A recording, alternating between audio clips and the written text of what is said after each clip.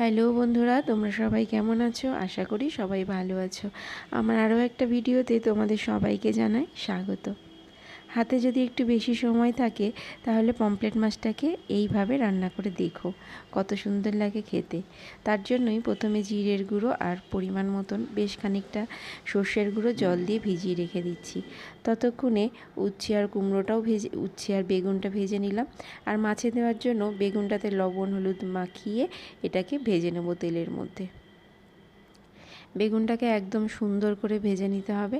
বেগুন ভাজা হয়ে গেলে পমফ্রেট মাছগুলোকে লবণ হলুদ মাখিয়ে রেখে দিয়েছিলাম, সেই মাছগুলো তেলে দিয়ে দু পিঠ ভালো করে ভেজে নেব লাল করে।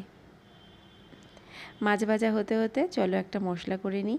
মশলার মধ্যে দেব টমেটো আর কাঁচা লঙ্কা।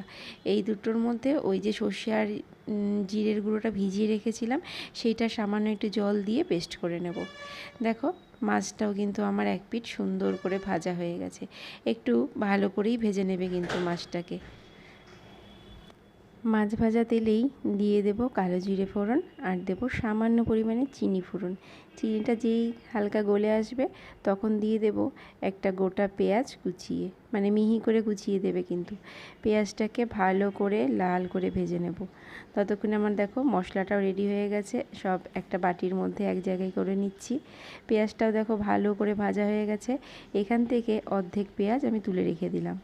তারপরে এর মধ্যে দিয়ে দেবো আগে থেকে করে রাখা সেই মশলার পেস্ট, দেব হলুদ গুঁড়ো, দেব দুটো কাঁচা লঙ্কা আর দেব একটুখানি লবণ। দিয়ে মশলাটাকে ভালো করে কষিয়ে নিয়ে পরিমাণ মতন জল দিয়ে দেব। জল ফুটে উঠলে মাছ দিয়ে দেব।